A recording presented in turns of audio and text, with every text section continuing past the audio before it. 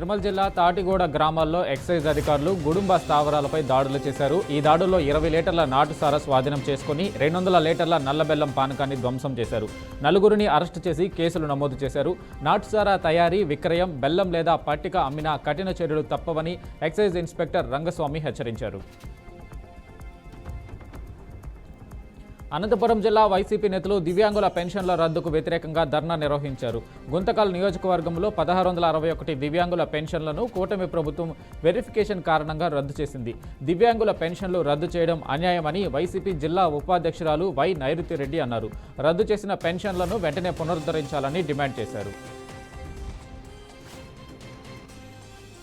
తూర్పుగోదావరి జిల్లా గోకవరం ప్రాంతంలో వినాయక చవితి వేడుకల కోసం విగ్రహాల తయారీ జోరుగా సాగుతుంది. ఈ నెల 27న జరగనున్న చవితి ఉత్సవాల కోసం విఘ్నేశ్వరుని అందంగా ముస్తాబు చేసిన విగ్రహాలను తయారు చేసి అమ్మకాలకు సిద్ధం చేశారు. ఇప్పటికే చుట్టుపక్కల గ్రామాల నుంచి భక్తులు వాహనాలపై విగ్రహాలను కొనుగోలు చేస్తూ తరలిస్తున్నారు. ప్రతిరోజు పెద్ద ఎత్తున విగ్రహాలు అమ్ముతుండగా భక్తులను ఆకట్టుకుంటున్నాయని వ్యాపారులు చెబుతున్నారు.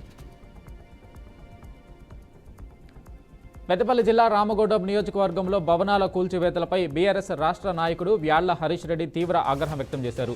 2 రోజులుగా కొనసాగుతున్న కూల్చివేతలను పరిశీలించారు. అక్రమమో సక్రమమో తేల్చకుండానే భవనాలు కూల్చివేయడం తగదని మండిపడ్డారు. ఎమ్మెల్యే చర్యల వల్ల గోదావరి కని వల్లకాడుగా మారిందని విమర్శించారు. సిద్దిపేట జిల్లా గజ్వేల్లోని ఎంఆర్ఓ కార్యాలయం ఎదుట మల్లన్న సాగర్ భూ నిర్వాసితులు నిరసన చేపట్టారు. అధికారులు, పోలీసులు తమను మరింత క్షోభకు గురిచేస్తున్నారని ఆవేదన వ్యక్తం చేశారు. కిష్టాపూర్ గ్రామానికి చెందిన ఓ వ్యక్తికి తాత్కాలికంగా కేటాయించిన డబుల్ బెడ్రూమ్ ఇంటిని ప్యాకేజీ భాగంగా రిజిస్ట్రేషన్ చేస్తామని హామీ ఇచ్చారన్నారు. నమ్మకంతోనే 12 లక్షలు ఖర్చు చేసి మరమ్మతులు చేసుకున్న అదే ఇంటిని మరొకరికి రిజిస్ట్రేషన్ చేసి బలవంతంగా ఖాళీ చేయించారని బాధితులు తెలిపారు. యాదాద్రి భువనగిరి జిల్లా యాదగిరిగుట్టలోని మల్లాపూర్ చెరువు వద్ద తెలంగాణ రాష్ట్ర ప్రభుత్వ విప్ ఆలేరు ఎమ్మెల్యే బీర్ల ఐలయ్య ప్రత్యేక పూజలు నిర్వహించారు. చెరువు మత్తడి వద్ద కట్టమైసమ్మ, గంగమ్మలకు సారే చీర, పసుపు కుంకుమలు సమర్పించి కొబ్బరికాయలు కొట్టి పూజలు చేశారు. ఇటీవల కురిసిన వర్షాలతో చెరువులోకి నీరు చేరి అలుగు పారుతుండటంతో గ్రామ ప్రజలతో కలిసి ప్రత్యేక పూజలు నిర్వహించినట్లు తెలిపారు. కామారెడ్డి జిల్లా బాన్సువాడ మండలంలోని బొర్లం శివారులో ఘోర రోడ్డు ప్రమాదం జరిగింది. ఆర్టీసీ బస్సు టీవీఎస్ ఎక్సెల్ బైక్ను ఢీకొట్టడంతో గాంధారి మండలం సోమల నాయక్ తండాకు చెందిన రమావత్ గోవింద్ స్పాట్లోనే మృతి చెందగా రమావత్ రాములు ఆసుపత్రికి తరలిస్తుండగా మార్గమధ్యంలో మృతి చెందాడు.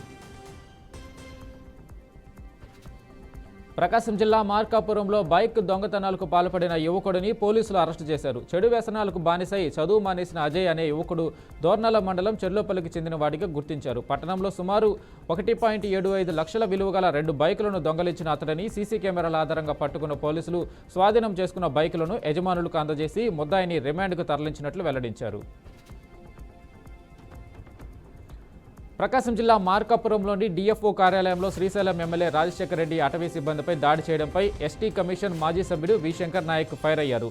ఎమ్మెల్యేను వెంటనే అరెస్టు చేయాలని డిమాండ్ చేశారు. గిరిజన సమాఖ్య ఆధ్వర్యంలో రాష్ట్ర వ్యాప్తంగా ఉద్యమాలు చేపడతామని హెచ్చరించారు. జూనియర్ ఫారెస్ట్ ఆఫీసర్స్ అసోసియేషన్ ప్రభుత్వం కఠిన చర్యలు తీసుకుంది.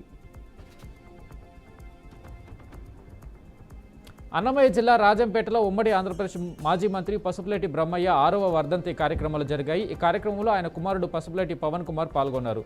రాజంపేట ప్రభుత్వ ఆసుపత్రి వద్ద బ్రహ్మయ్య చిత్రపటానికి నివాళులు అర్పించారు. అనంతరం ఆసుపత్రిలో రోగులకు పళ్లు, బ్రెడ్, పాలు పంపిణీ చేశారు. సత్యసాయి జిల్లా ధర్మవరంలో కాల్ మనీ కేసులో ప్రధాన నిందితుడు ఎరికల రాజాను పోలీసులు అరెస్టు చేశారు. గత నెలలో శాంతినగర్కు చెందిన రమణ కుటుంబంపై రాజా దాడికి పాల్పడినట్లు డీఎస్పీ హేమంత్ కుమార్ తెలిపారు. రాజాను రైల్వే స్టేషన్ సమీపంలోని కొత్తపేటలో అరెస్టు చేసినట్లు చెప్పారు. అతనిపై ఇప్పటి వరకు 6 క్రిమినల్ కేసులు ఉన్నాయని డీఎస్పీ వివరించారు. పల్నాడు జిల్లా ధూళిపాళ్ల సమీపంలోని భాగ్యనగర్ కాలనీలో రోడ్డు ప్రమాదం జరిగింది. ద్విచక్ర వాహనాన్ని కారు ఢీకొట్టింది. ఈ ఘటనలో బైక్పై ప్రయాణిస్తున్న నిండుచర్ల గ్రామానికి చెందిన అన్నా చెల్లెలు వెంకటేష్ పావని తీవ్రంగా గాయపడ్డారు. ప్రమాదం జరిగిన వెంటనే స్థానికులు వారిని సమీపంలోని ప్రైవేటు ఆసుపత్రికి తరలించారు. తెలంగాణలో మహిళా పోలీసుల తొలి సదస్సు విజయవంతంగా నిర్వహించారు. ఈ సందర్భంగా మహిళా పోలీసులు పలు అంశాలపై చర్చించారు. కమిట్మెంట్కి, కాన్ఫిడెన్స్కి ప్రతీకలైన మహిళా పోలీసుల సంక్షేమం కోసం ప్రభుత్వం కట్టుబడి ఉందని ఉన్నతాధికారులు తెలిపారు. కాకినాడ జిల్లాలో దేవాలయాలను లక్ష్యంగా చేసుకుని వరుసగా దొంగతనాలు చేస్తున్న ఒక నిందితుడిని పోలీసులు అరెస్టు చేశారు. నిందితుడి వద్ద నుంచి భారీగా బంగారు ఆభరణాలు పోలీసులు స్వాధీనం చేసుకున్నారు. సాంకేతిక ఆధారాలు, సీసీటీవీ ఫుటేజీలు, గూఢాచారుల సమాచారంతో నిందితుడిని గుర్తించి అరెస్టు చేసినట్లు పోలీసులు వివరించారు. ఖమ్మం జిల్లా సత్తుపల్లి మున్సిపాలిటీ పరిధిలోని 8వ, 9వ వార్డులో ఎమ్మెల్యే మట్ట రాగమయ్యి మార్నింగ్ వాక్ చేశారు. ఎన్టీఆర్ నగర్ కాలనీలో వాక్ సందర్భంగా ప్రజల సమస్యలు తెలుసుకుని అధికారులకు ఫోన్ చేసి తక్షణమే పరిష్కరించాలని ఆదేశించారు. ప్రజల్లోకి వెళ్లి సమస్యలు పరిష్కరిస్తున్న ఎమ్మెల్యేను వార్డు నివాసితులు అభినందించారు.